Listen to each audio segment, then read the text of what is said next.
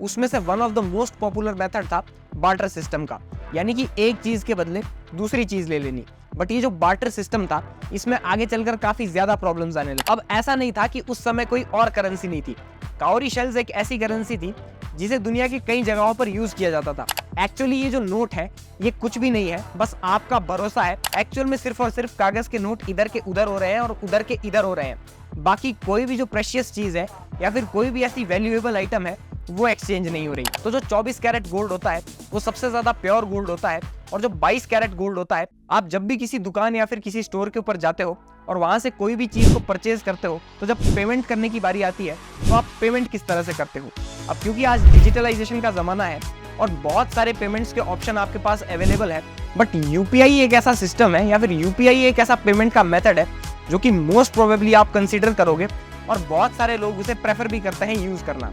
अब ऐसा नहीं है कि क्योंकि डिजिटलाइजेशन हो चुकी है और यूपीआई आ चुका है तो जो कैश है वो अपनी रेलेवेंस खो चुका है या फिर लोग जो है कैश को यूज ही नहीं करते।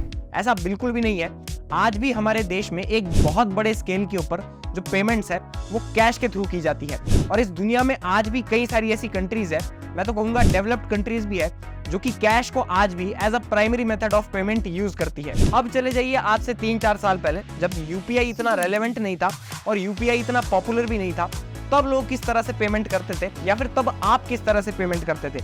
आपका आंसर होगा कैश। अब चले जाइए उस समय पे या फिर उस तारीख पे जब आपके पिताजी को ये रियलाइज हुआ कि मैंने अपनी जिंदगी की सबसे बड़ी गलती कर दी है, यानी कि आपका जन्म होना। उस समय लोग पेमेंट्स किस तरह से किया करते थे, तो आप कहोगे कैश। अब चले जाइए आप उस समय पे जब आपके फैमिली के सब लोग खुश थे, सब लोग अच्छे से खा पी रहे थे, सब लोग अच्छे से खेल कूद रहे थे, यानी कि उस समय पे जब किसी ने सोचा भी नहीं था कि आप जैसा इंसान उनके परिवार में पैदा भी हो सकता है, यानी कि आपके दादाजी के समय पे। उस समय भी जो पेमेंट्स थी किसमें हुआ करती थी, तो आप कहोगे कैश एंड कॉइन्स। अब चले जाइए आज से 300-400 साल पहले या फिर 500 साल पहले, जब ना के बराबर कैश होता था या फिर जो कैश है वो उतना ज्यादा रेलेवेंट नहीं होता था, पर ट्रेड तब भी होते थे।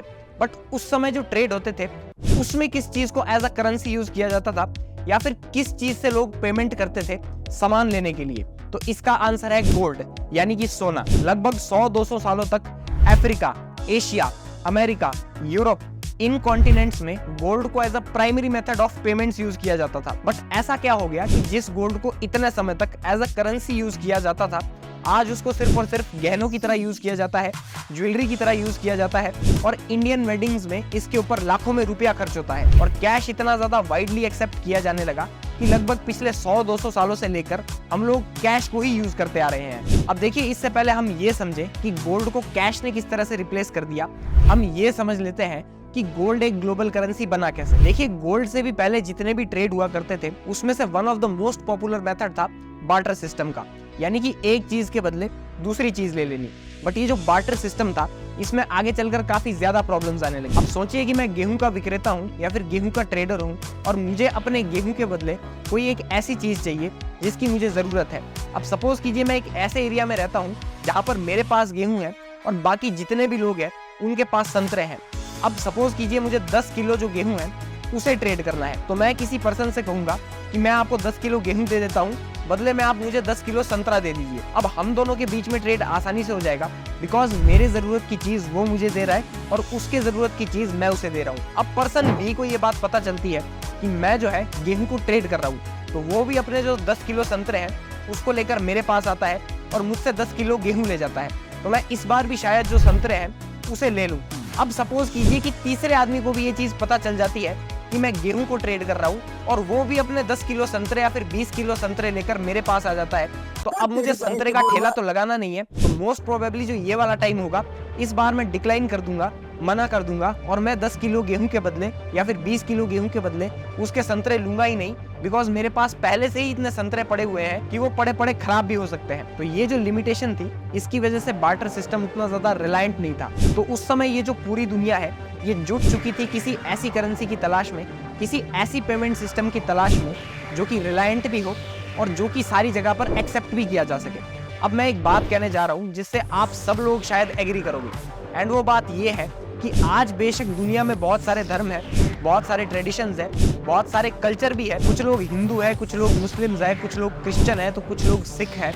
ये सारे अपने अपने धर्म के जो गॉड्स है इनके आगे सर झुकाते हैं। जैसे हिंदूज भगवान के आगे सिर झुकाते हैं, मुसलमान अल्लाह के आगे सिर झुकाते हैं, सिख वाहिगुरु के आगे सर झुकाते हैं, और जो क्रिश्चियंस है वो जीसस क्राइस्ट के आगे सर झुकाते हैं। बट इन सब को छोड़कर एक ऐसी कॉमन चीज है जिसको साला सब लोग झुक करके सलाम ठोकते हैं, एंड वो चीज है मनी।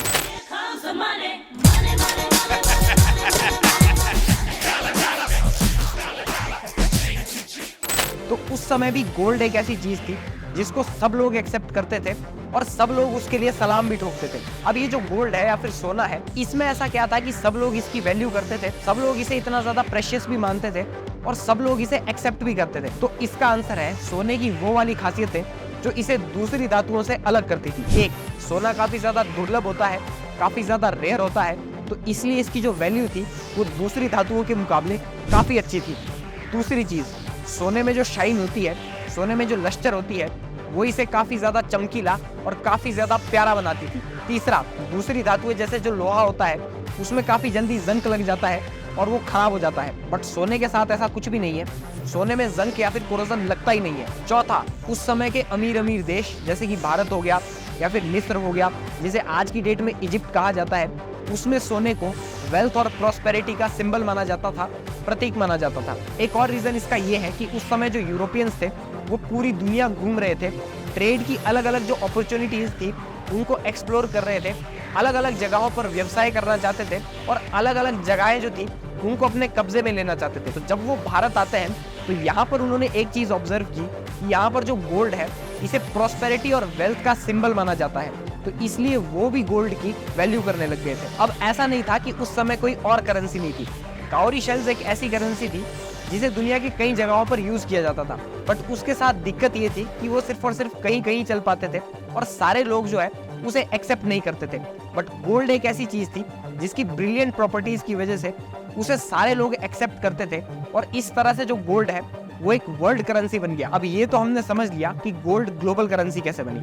अब ये समझने की कोशिश करते हैं कि आखिरकार सोने में ऐसी क्या दिक्कत आ गई थी जो उसे कैश से रिप्लेस करना पड़ा और कैश ग्लोबल करेंसी बन गई। तो देखिए, जितने भी मेरे व्यूअर्स जो भी मेरी तरह अंडर ग्रेजुएट है, कॉलेज जाते हैं, भाई तुम्हारी औकात के हिसाब से बोल रहा हूँ, तुम्हारी जेब में जो 10 रुपए का नोट है उसे एक बार बाहर निकालो और उसके ऊपर पढ़ो, तुम्हें उसके ऊपर एक प्रॉमिस क्लॉज मिलेगा जिसमें लिखा होगा कि मैं धारक को 10 रुपए अदा करने का वादा करता हूँ। अब ये जो क्लॉज है ये क्यों लिखा जाता है आगे आपको समझ में आ जाएगा। अब मान के चलिए कि मैं 18th या फिर 17th सेंचुरी का दुकानदार हूँ और मुझे किसी होलसेलर से सामान मंगवाना है, तो अब उसने सामान तो भिजवा दिया और मुझे जो उसे पेमेंट करनी है वो करनी है गोल्ड में। बट उस समय जो ट्रांसपोर्टेशन है या फिर कम्युनिकेशन है वो इतना ज्यादा रैपिड नहीं होता था जैसे आज की डेट में है।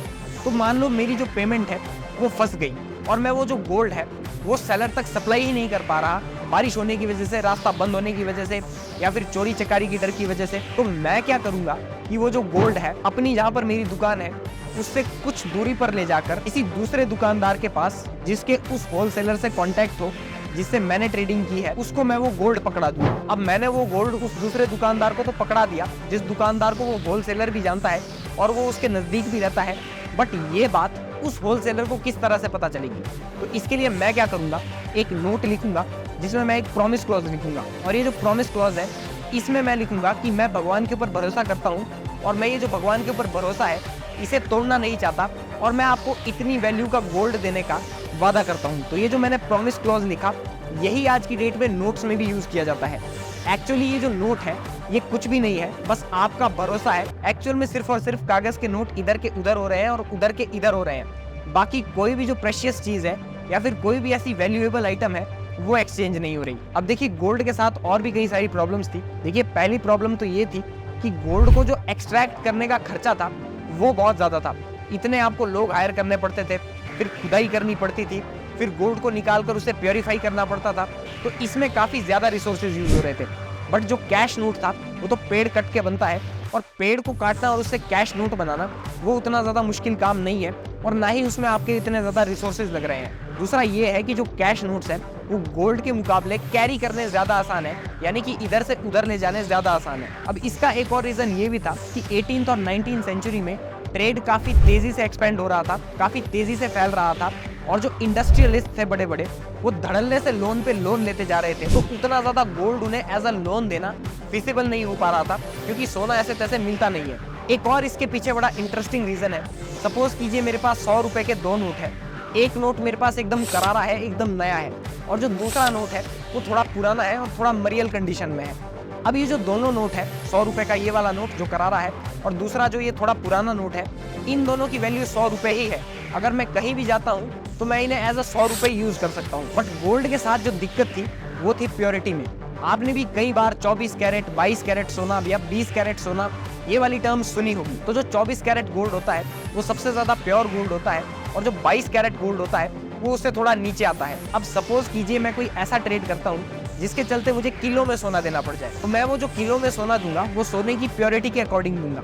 अब अगर 24 कैरेट का सोना है तो मैं उसे 1 किलो में दे सकता हूँ, बट वहीं अगर वो 22 कैरेट का सोना निकले तो मुझे शायद 1.5 किलो देना पड़ जाए, और अगर 20 कैरेट का सोना निकले तो शायद 2 किलो भी देना पड़ जाए। So that's it for the video, and I hope कि आपको ये वीडियो पसंद आई हो। इस चैनल को सब्सक्राइब, वीडियो को लाइक और कमेंट सेक्शन में जरूर बताना कि आपको ये वीडियो कैसी लगी और अगला टॉपिक कौन सा कवर किया जाए। अगर आप मुझे इंस्टाग्राम के ऊपर फॉलो करना चाहते हो तो मैंने नीचे डिस्क्रिप्शन में लिंक दे रखा है। फेसबुक के ऊपर फॉलो करना चाहते हो तो भी मैंने नीचे डिस्क्रिप्शन में लिंक दे रखा है। दोनों सोशल हैंडल्स के लिंक आपको नीचे डिस्क्रिप्शन में मिल जाएंगे। सो स्टे ट्यून्ड, मिलते हैं नेक्स्ट वीक। Take care.